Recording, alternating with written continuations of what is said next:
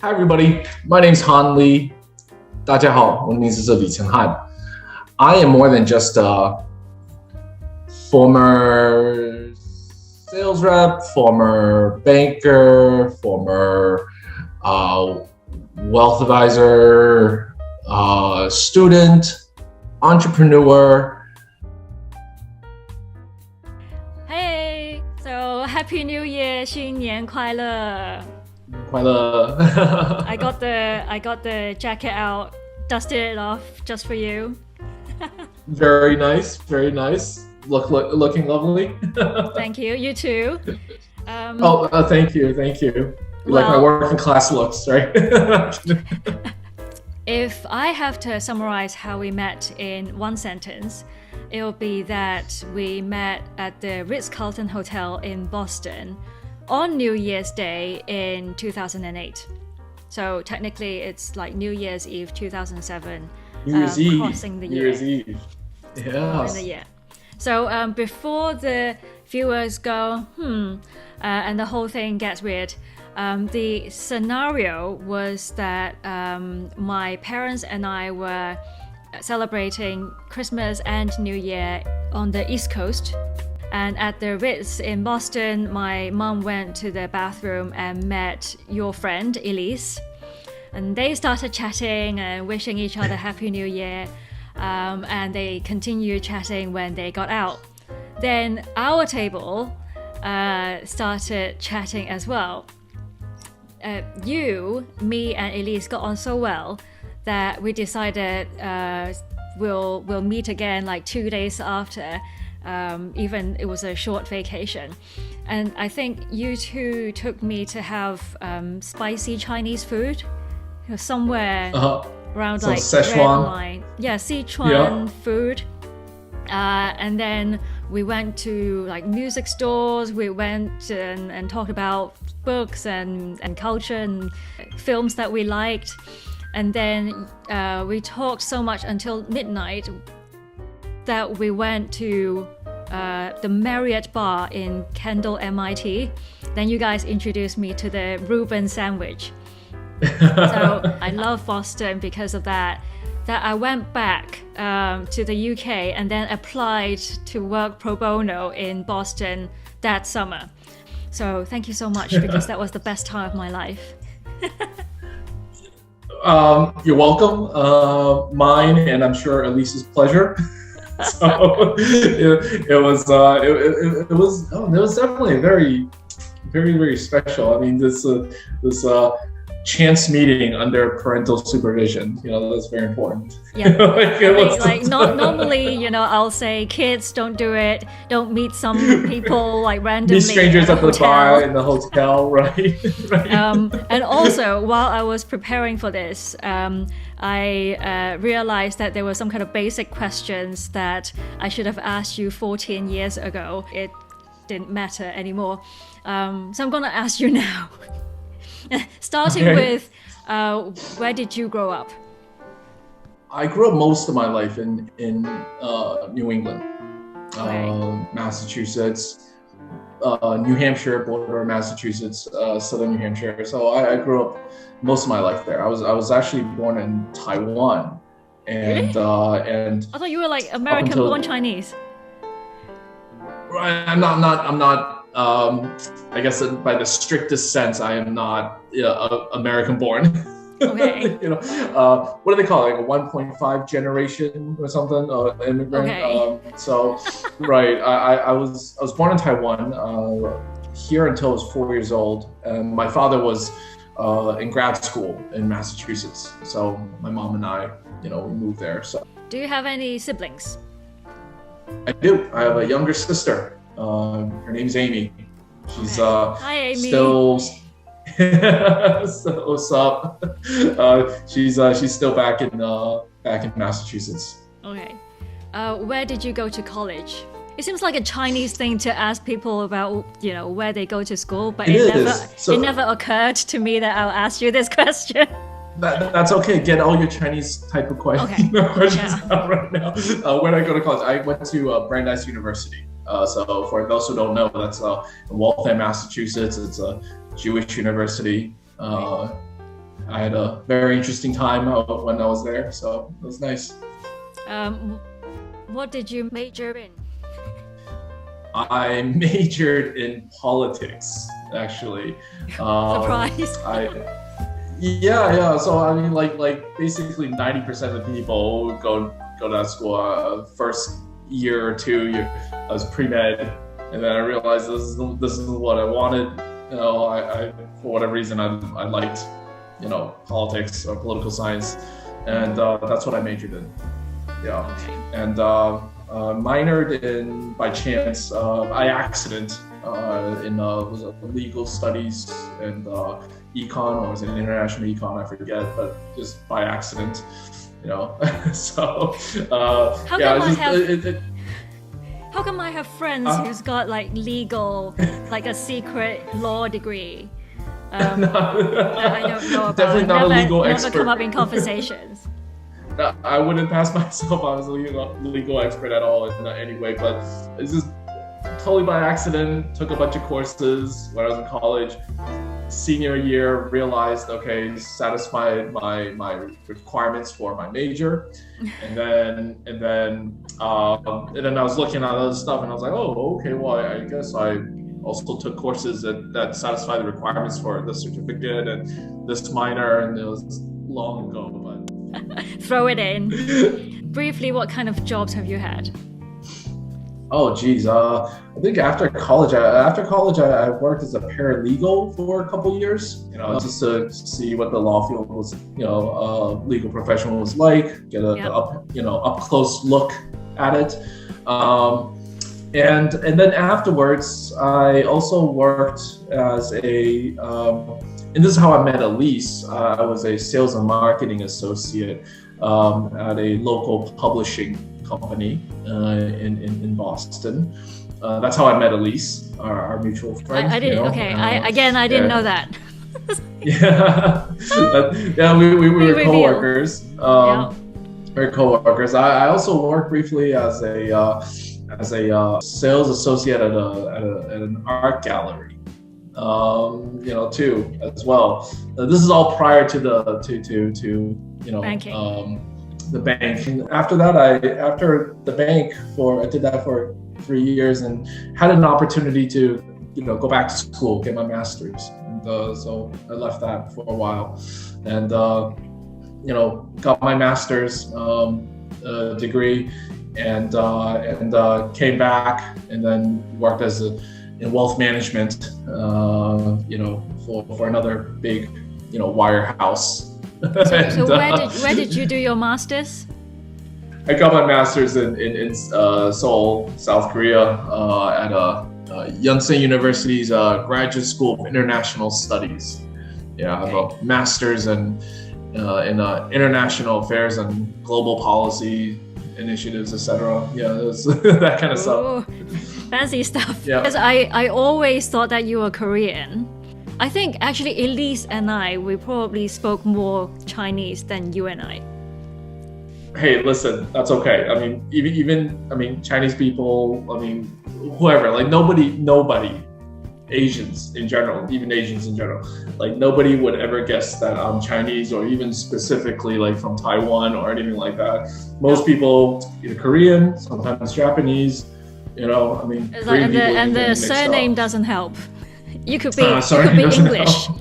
You could be English for all I know. My impression of you when we first met was that you're very, very well read, interested in current affairs. I think when we met, it was during the Obama campaign. So we often talked about the US politics, global affairs, and that you love traveling. How did you mesh those into your banking job? I have to be quite honest and say I didn't. You didn't. Separate life. Yeah. It's always been an interest or passion, or those topics, etc. That we've discussed. Big banks and whatnot. They're very traditional places, very grounded, very kind of in certain practices and cultures. It was my hope certainly at that time that maybe certain routes might open up into different positions where I might hopefully, maybe get a job where I can travel, or be placed, abroad or overseas and some place, hey,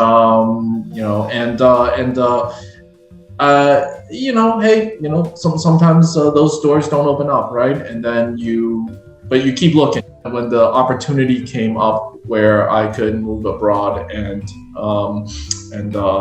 study abroad, I saw that as maybe, a different chance. I've always wanted to go back to school at some point. So worked up until my bank experience was a good 3 to 4 years. And up until that point, I felt like, okay, maybe it's time. When I came back for wealth management, some of that experience, some of the learnings from my masters and et cetera, I think that played more a part in the wealth management, because you do kind of have to go and have an understanding and a grounded, solid base from which to assess and analyze, situations, markets, et cetera, from, outside the US. I found that to be quite fun, and I, really enjoyed that aspect of it. In 2018, we had a conversation, and you were at a lunch break in your car, and I was still in Hong Kong, and both of us were quite ready for a career change. I remember you were in very smart suit, high-paid job, stable job. What made you walk away from all that? I was working in wealth management at that time, the office they gave me was, in a pretty nice affluent suburb outside of, Boston. Why did I walk away from all that? Well, I think a few things. Right? The work environment that I was in, there was a sudden shift, and one thing that I've always enjoyed, that I enjoyed about that particular work from the beginning, was that there was a lot of, I felt like I had a partnership with my managers and the folks above. There was a partnership. There was definitely a feeling of support and having their faith placed upon me to do a good job, and that afforded me a certain flexibility and to be able to control my work, not just the schedules, but also in the way that I could perform, and I had that flexibility, and that suddenly changed. It became very constricted. It became very rote. It felt like, instead of, entrepreneurial in a way where you're hustling, I enjoy the hustle. I enjoy the pace of the hustle. But that suddenly changed, and it became, a lot of checking boxes, turning in homework assignments, so to speak, and it was just like, well, am I back in grade school, or am I an advisor with clients, right? And of course, that ended up with certain, butting of heads with new management, and I decided, well, this is, if it's going to turn out this way, then I feel like my worth is not being respected, and when you're not being respected, I you know what, I'll walk away. It's unhealthy. I think it's toxic. You. Yeah. Right. I think it's completely unhealthy and toxic to stay in an environment where your worth is not being respected, and every decision you make, everything you do, where prior to that was supported and communicated, became, questioning and doubt and tighter controls. So have you thought about just changing jobs? I have, but me, I like to assess and see what's out there, and at the time there was a certain opportunity that presented itself where I could be my own boss, start my own business, and after taking some time to really think and consider the options, I decided to just walk away. It took us years to come to the realization that maybe we should start something on our own. Yeah, certainly. I mean, the pay at the time, I mean, the money was decent. Yeah. It was decent, but probably, I mean, I would say it happened fairly quick for me to decide to walk away, because while you can put up with like the little headaches of work anywhere, right? That's normal.